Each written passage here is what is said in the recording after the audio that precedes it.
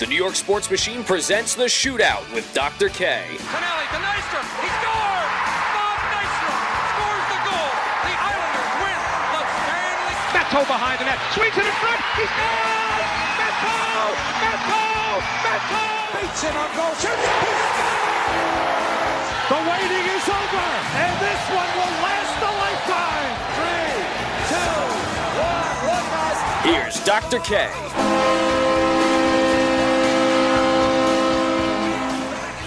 Hello, hello, hello. The doctor is in and is taking house calls today. How's everybody doing? Ken Reischmann with you here on the Shootout, talking some New York hockey, and we'll get into some hockey around the league as well. We've taken a few weeks off here throughout the holidays, and when I last talked to you, it was around the beginning of the season, so now there's a lot of storylines to go over, so we'll wrap everything up real quick, and then we'll get into what's going on recently. Right now, you look at the standings in the National Hockey League, and you take a look at the league standings. The Islanders sit at 7th overall in the National Hockey League. If you're a Rangers fan, you're sitting at 10th. So both New York teams doing incredibly well this season. The Islanders have the lead in the Metropolitan Division. They're up by 1 point over the Penguins and by 3 over the Rangers. The Rangers, who have played 2 less games than both the Islanders and the Penguins. Now, the Islanders coming off a loss last night to the Florida Panthers. They lose 4-2 on home ice. One that you wanted, you know, if you're an Islanders fan, that one kind of stings. Panthers coming off of a back-to-back situation where the Rangers played them the night before and beat them 6-3. So the Panthers playing on the back end of back-to-backs. Islanders playing against Al Montoya, former goaltender for them, and with Luongo on the bench, that's a game that you really want to have, especially coming off of a few days off if you're the Islanders, and then you come out and you lose 4-2 on home ice where you've been so good. But you know, it's not time to panic. And I say that because as an Islanders fan, I'm part of a fan base that really enjoys panicking. And we like to get way out in front of ourselves. And after 2 or 3 losses, we like to fire the coach and the GM and the owner and the fans and the players in the stadium and get a whole new, just start from scratch, just start it all over. But it's not time to panic. Just the 3rd time this season that the Islanders have lost 3 in a row. Good teams lose. No team goes 82-0. And you're going to lose games, and you've got to shake it off. And now the talk of the town is with Kyle Okposo out for about 2 months with a detached retina. I believe surgery was successful. That happened a few days ago. But out for 2 months with the detached retina, now you're going to see the depth of the Islanders explored. And that is, for me, that's exciting. Because every time we've had that kind of situation in the past, you've seen call-ups of guys like Mike Halmo or Johan Sundstrom, guys that are not going to be full-time, regular-time NHLers in their careers, which is okay, but you've seen them be the first option of call-up, and that's not fun. You know, that's not a deep team. Right now, you've got a deep team. You didn't even have to call anybody up. So you've got the depth. It is a matter now of, is the depth going to answer the bell? And so last night we see Anders Lee moved up to the first line in the absence of Kyle Okposo to play with John Tavares and Josh Bailey. Nets 2 goals. And this kid has been something else through his entire career. He shoots a ton. He scores a ton. He's one of the Cy Young leaders. That's a...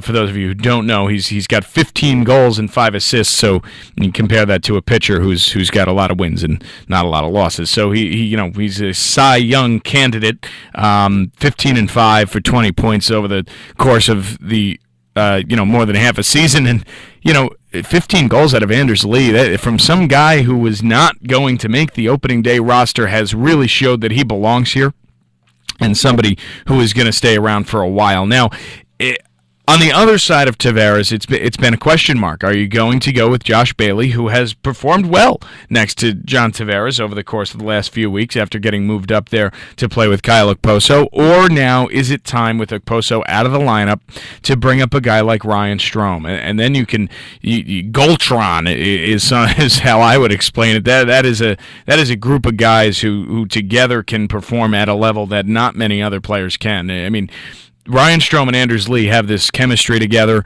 that really works well, and you throw an all-star or world-class talent like John Tavares in the middle of them two, and that is something that is special. That's going to be special to watch for everybody. But that remains to be unseen. We still see Ryan Strome playing with Brock Nelson at the moment, and Brock Nelson's somebody who really needs to get going. So it'd be nice to see him start to put the puck in the back of the net. But overall, he's just coming back down to earth. And that's okay. He started off the season at a torrid pace, something that cannot be kept up for an entire season, and you're feeling that now. And obviously, he's not going to score every game over the course of a season. And so, it's hard to watch a player come back down to earth, especially when we don't want him to come back down to earth.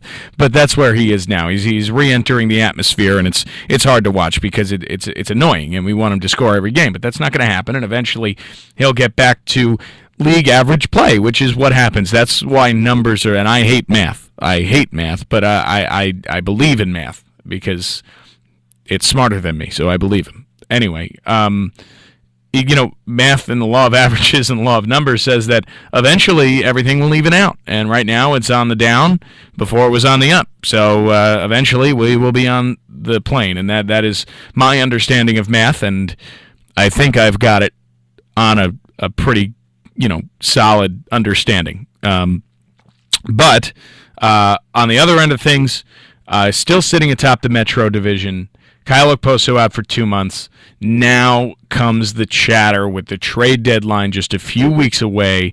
The people who have, for the length of the season, said we even need a top-line winger with Kyle Okposo in the lineup are now saying we need a top-line winger now that he's especially now that he's out of the lineup. And those people are going to be loud. They are going to scream for Garth Snow's head if he does not acquire a top-line winger, and I just have one word for them, and it's relax. It's chill out, man. I don't think so.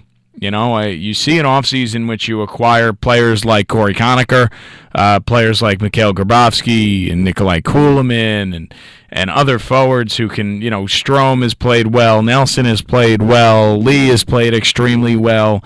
This isn't a team that is going to go out and make a splash. And obviously, with success comes more rumor mill, comes more expectation that you make a splash at the deadline. And I think that's a waste of asset. I really do. I mean, you're going to have to pay through the nose at the moment. The market is a seller's market. You're going to have to pay through the nose to acquire somebody who's going to play on your top line, and I think that's a waste of asset if you're an Islander. I really think that you need to stay calm, and you need to see what you've got. And now's a great time to see what you've got. And if it turns out that they lose 10 of the next 12 or 14 of the next 18. Before the deadline. I don't know how many games there are until the deadline, but if it's something like that, if they're losing at a torrid pace, yeah, then things change. But I don't think that's going to happen. I think they are obviously not as good a team without Kyle Okposo. That's without a doubt.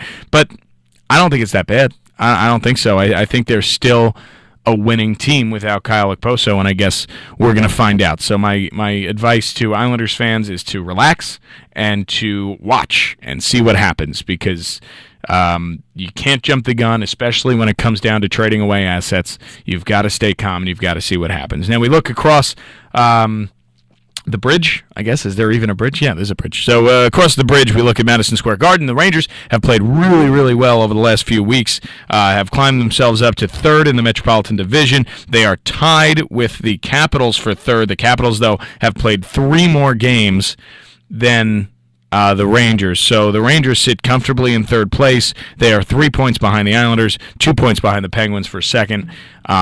And they're playing at a really good level right now. The Rangers are coming together like they did at the end of last season. Tonight, the Rangers play the Bruins, who have also turned it on of late.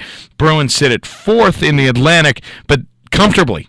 in fourth, 7 points ahead of the Panthers, who sit at fifth. So the Eastern Conference playoffs right now are really pretty much set, and right now it's all about jockeying for position, who's going to go where, who's going to play at home. And if you're an Islanders fan, you don't worry about finishing in first place. You don't worry about, beating the Penguins in the regular season. It's about getting home ice advantage in the playoffs, bringing everybody back to the old barn, and winning a playoff round or 2 or 3 or 4, if you're lucky.